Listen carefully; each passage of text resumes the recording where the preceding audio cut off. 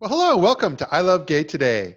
And we are with Enrique and Andres from Q Agenda. How are you guys doing? Hi, Good, Matt. good. Hi, Matt. It's good to see you guys again. I haven't seen you in a while since I know you guys were out in New York together about almost 2 years ago for an event and a party. And then, of course, Andres and I have stayed in touch ever since we're both out here in New York. Absolutely.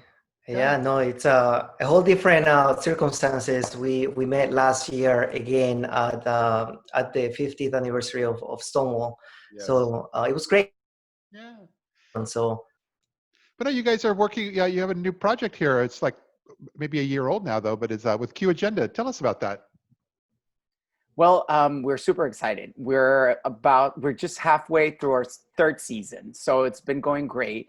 And the Q Agenda is a space. It's a talk show where we have representation from a variety of different angles in the LGBTQ community. So we have Lianna Carrera, who's a lesbian comedian. We have Juliana, who is a trans advocate and an actress. She's super talented. Victor Ramos, who is a makeup influencer, one of those with like the following and like all the beauty tips and the kind of perspective, and myself a little bit more like I guess the more of a veteran being since I worked in news and Telemundo and Univision and things like that, and we're all in different places in our lives. Some are married, some are kissing frogs, some are in dating relationships that are new. So we just get together and talk about life and entertainment and politics and news, and we all chip in our own 2 cents. So it's fun. It's very diverse. I love that. And before we go too far, let's take a look and let our audience see what Q Agenda is all about as well.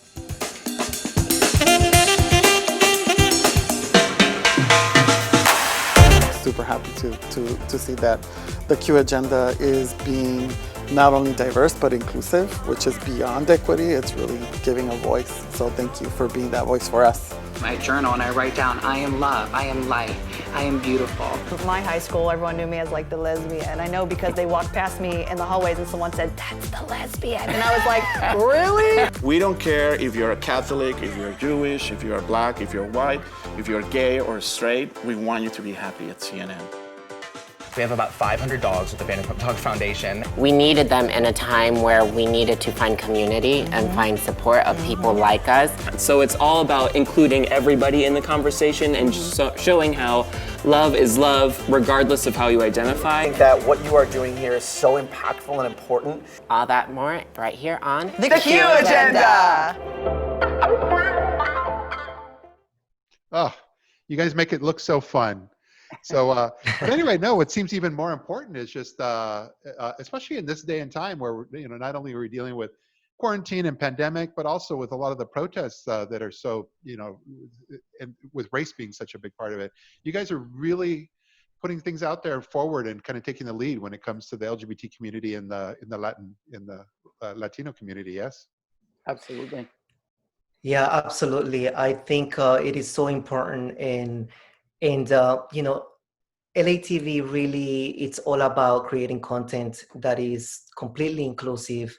We cater to an audience that is the Latinx millennials and Gen Zs, and with the audience, and you see that 1 out of 5 Latinx millennials consider themselves LGBTQ. Yeah. And you start looking at what's out there, what kind of content, what kind of media is being produced, and there's not even close to fair representation of the LGBTQ Latinos in the US. So that's where LATV comes on in, and we've been doing this for the last couple of years, and it was a bold move on the network, but one that has definitely was necessary, and we've seen the support from our brands, from our clients, and it's been a great ride so far. Yeah. And what LATV, that's their mission. That's their reason. They're out there just to really kind of, from the big picture, LGBT and otherwise, really kind of bring those voices forward. Yeah, but I think it's important to highlight that in LATV, it's really diverse and really inclusive, because we all talk about being inclusive and diverse, but we really have those voices. And I've lived it firsthand, particularly when we've had people from organizations come in that work with the LGBTQ community, and they find a transgender voice in the panel. They find an Afro-Latino voice in the panel. So they're listening to the people that are living these experiences, that are being affected by the decisions by the government or political decisions, or that are, you know, they're part of the voices that we're trying to put out, sharing their points of views. Like there's no other place like our space with the Q agenda. Yeah. No, I love that. That's why I was also, you know, and even when we talked before about shows like Vida and being out there, they're just, there's so few of them and they're so important.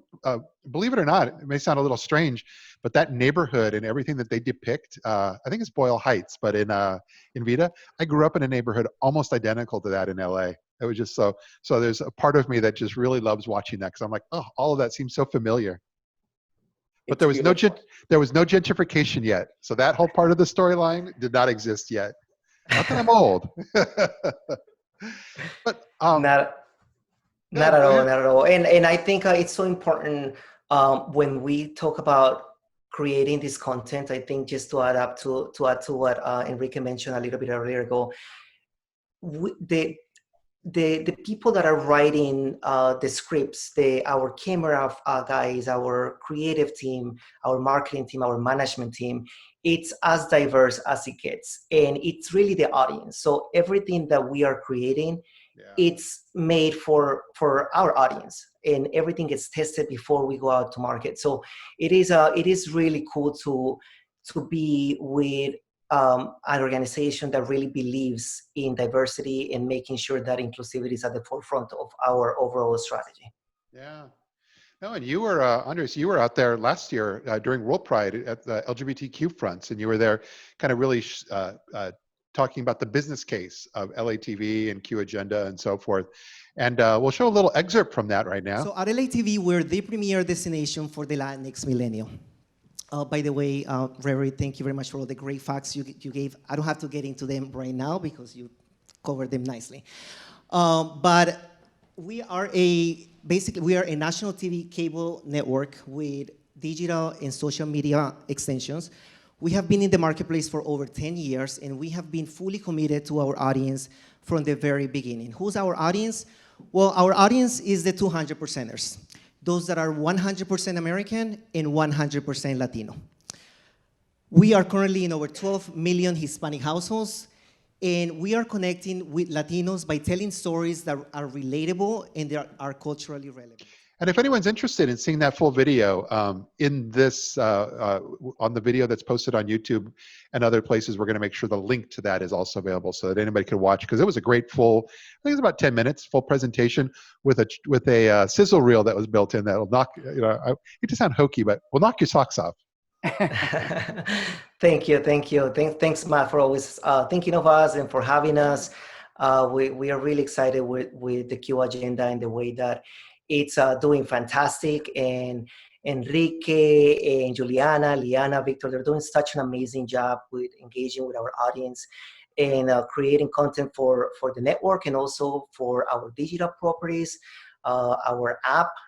Just as a quick recap as to where you can find LATV. We are a national TV hybrid cable network, which means that we are in about 82% of US Hispanic households. But you can also catch full episodes of the Q Agenda and our entire programming on LATV.com and on our LATV app. And we're also on OTT, Roku, Apple TV, Google Play, Amazon Fire. So pretty much you can find us everywhere. Yeah, I think people are getting more used to that now. They're starting, especially even during this pandemic. I was just reading an article today that said this kind of expedited people learning and becoming comfortable with OTT, streaming television, whatever technology or name they want to give it. And no, that's fantastic, and I'm looking forward to checking some of these out myself. Absolutely. I have to tell you, I'm right there with you, because when I first had to transition into OTTs and all these things, I was like, oh, but I like my traditional TV. I swear to God, I was so like, what is happening? What's going on? And now I'm obsessed. And we have a great OTT for LATV. You get all the content. You can watch it with your friends and have parties and like even go like binge on like a whole season of the show. So it's all right there, super accessible. Yes, it's very millennial, very Gen Z in terms of that access. I love that. But exactly, that was a strategy. I'm sorry to cut you off. It was a strategy we needed to implement because our audience, you know, realistically speaking, lives across every single device. Yeah. So, you know, we needed to make sure that our content was accessible anywhere and everywhere. I'm Gen X and I do it too. So if I can do it, they can all do it. So no, this is fantastic. I really appreciate you guys taking the time and letting us know about what you're up to. And again, look forward to everybody having a chance to see Q Agenda. And I look forward to catching you guys in the real world again when we're able to start networking and going to LA again and so forth.